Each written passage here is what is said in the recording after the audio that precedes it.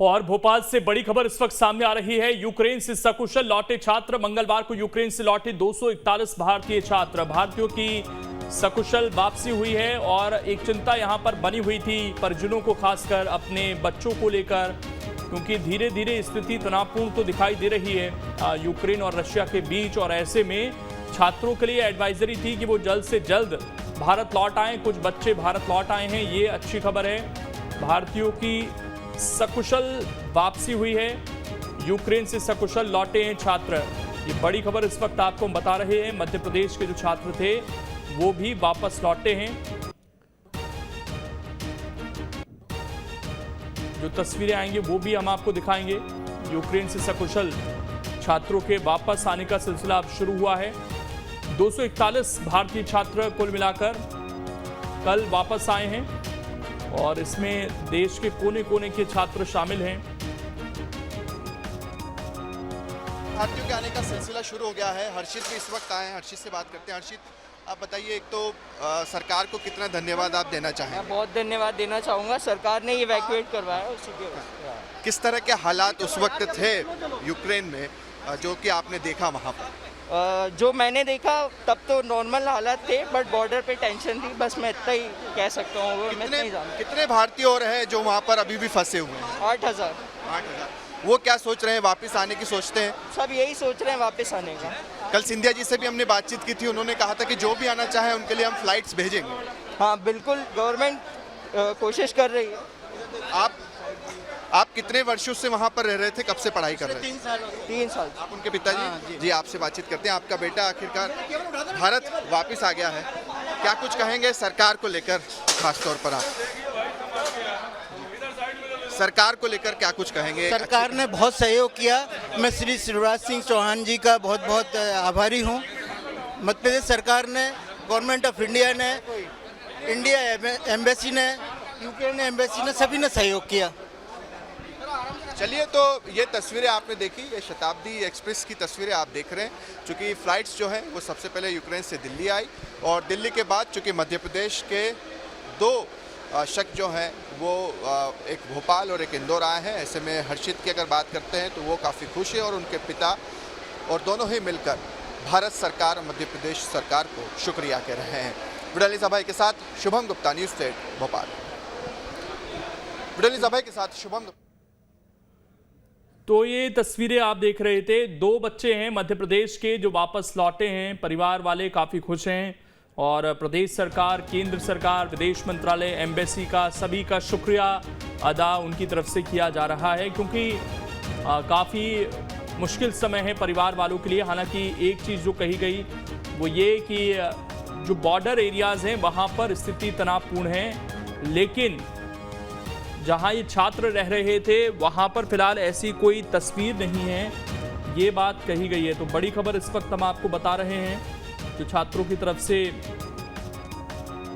यहां पर कही गई। उनका ये कहना है कि बॉर्डर एरियाज में ज़रूर हालात तनावपूर्ण हैं, लेकिन वैसे चिंता की बात नहीं है। सरकार की तरफ से लगातार वहां पर फ्लाइट्स भेजी जा रही हैं और बच्चों को निकालने की कोशिशें हो रही है।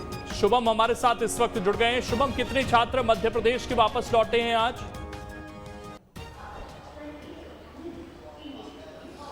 देखिए, मध्य प्रदेश के वैसे तो अगर देखा जाए तो 50-60 से ज़्यादा छात्र हैं, मगर आज जो हैं वो 2 छात्र आए हैं, जिसमें से एक इंदौर की रहने वाली छात्रा है और दूसरे भोपाल के कोलार क्षेत्र में रहने वाले हर्षित, जो कि अब से कुछ ही देर पहले लौटे हैं, जिनसे हम बातचीत कर रहे थे। इसी ट्रेन से ये जो तस्वीरें आप देख रहे हैं शताब्दी एक्सप्रेस की, चूँकि सबसे पहले यूक्रेन से जो फ़्लाइट आई वो दिल्ली पहुँची। दिल्ली के बाद सुबह आज इस शताब्दी ट्रेन में ये दोनों ही छात्र छात्राएं बैठे और उसके बाद अब से कुछ ही देर पहले ये भोपाल भी पहुंची है। हर्षित से जब हमने बातचीत की, जब उससे हालातों के बारे में पूछा, तो उन्होंने कहा कि बिल्कुल बॉर्डर पर अगर हम देखें तो काफ़ी तनाव वहाँ पर बना हुआ है। 3 वर्षों से हर्षित वहाँ पर पढ़ाई कर रहे थे और काफ़ी खुशी है। भारत सरकार और मध्य प्रदेश सरकार दोनों का ही शुक्रिया अदा कर रहे हैं कि उनके बदौलत वो सकुशल भारत लौट पाए हैं, अपने शहर में लौट पाए हैं। और साथ ही साथ उनके पिता से भी जब हम बातचीत कर रहे थे लोकेंद्र, तो उन्होंने भी यही कहा कि वो खुद धन्यवाद देते हैं भारत सरकार को, मुख्यमंत्री शिवराज सिंह चौहान को, कि उनकी बदौलत उनका बेटा आखिरकार सकुशल घर लौट पाया। शुभम, मध्य प्रदेश सरकार ने अब इनके लिए कोई व्यवस्थाएं यहां पर की हैं इस तरह की, अब ये सीधे घर जाएंगे अपने?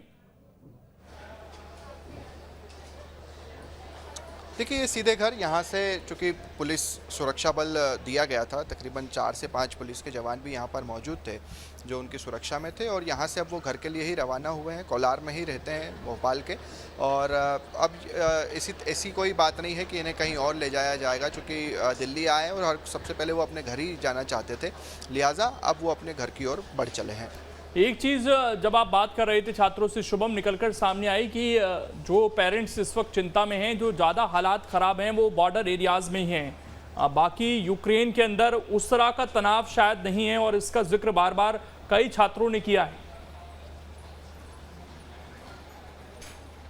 बिल्कुल ठीक कहा आपने लोकेंद्र, और जो वीडियोस भी आ रहे थे, जो उनकी मोबाइल पर जो बाइट्स आ रही थी, उसमें भी हम देख रहे थे, जो छात्र जारी कर रहे थे कि देखिए यहाँ पर उस तरह का तनाव नहीं है, वैसी स्थिति नहीं है, मगर कहीं न कहीं वो डरे हुए ज़रूर हैं, और वो चाहते हैं कि वो अपने देश, अपने वतन लौट जाएं, ताकि अगर आगे यहाँ पर हालात ठीक नहीं रहते हैं तो उन्हें यहाँ पर मुश्किल में ना पड़ जाएं। और इसी के चलते कवायद चल रही थी। कल जब न्यूज़ नेशन ने भी केंद्रीय उड्डयन मंत्री ज्योतिरादित्य सिंधिया से बातचीत की थी, तो उन्होंने भी कहा था कि हमारा पूरी तरह से प्रयास है, और हम फ्लाइट्स, अभी 3 फ्लाइट्स जो हैं वो भेजी गई थी। और हर्षित से जब हम अभी कुछ ही देर पहले बातचीत कर रहे थे, चूँकि 3 सालों से यूक्रेन में रह रहे थे, और उनसे पूछा कि अब और कितने ऐसे भारतीय छात्र हैं जो इस वक्त यूक्रेन में मौजूद हैं, उन्होंने कहा, इसका आंकड़ा जो बताया कि 8000 अभी भी ऐसे छात्र हैं। और उनसे जब हमने पूछा कि क्या वो भी आना चाहते हैं अपने वतन, उन्होंने कहा वो भी आना चाहते हैं। जब सिंधिया जी से पूछा गया था कि क्या उन्हें लाने के लिए, वापस लाने के लिए फिर से फ़्लाइट्स भेजी जाएगी, तो उन्होंने भी कहा कि जितने भी छात्र हैं, चाहे वो कितना ही बड़ा आंकड़ा हो, अगर वो भारत आना चाहते हैं तो उनका स्वागत है, उसके लिए सरकार पूरी मदद करेगी। लेकिन शुभम, अगर इतनी बड़ी संख्या में छात्र हैं वहाँ पर, तो इसका मतलब ये 250 जो अभी आ रहे हैं, इससे कहीं ज़्यादा हमें फ़्लाइट्स वहाँ पर भेजनी पड़ेंगी, तभी हम जल्दी उनको इवैक्यूएट कर पाएंगे वहाँ से। बिल्कुल ठीक कहा, और इसी कड़ी में कहीं न कहीं सरकार काम भी कर रही है, चाहे फिर वो विदेश मंत्रालय हो या उड्डयन मंत्रालय हो।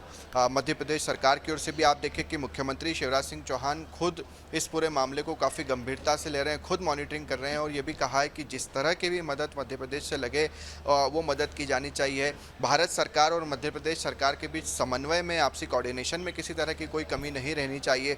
उनसे भी लगातार संवाद होते रहना चाहिए कि हमारे यहाँ के कौन से छात्र हैं और उनके लिए हम यहाँ से कितनी मदद कर सकते हैं, प्राथमिकता मध्य प्रदेश को दी जाए, ये सारी की सारी चीज़ें हैं। तो इसको लेकर भी मध्य प्रदेश सरकार यहाँ से बेहतरी से काम कर रही है, और लोग भी खुश हैं। और जो आने का सिलसिला शुरू हुआ है लोकेंद्र, ऐसा लग रहा है कि आने वाले समय में भी ये सिलसिला जारी रहेगा।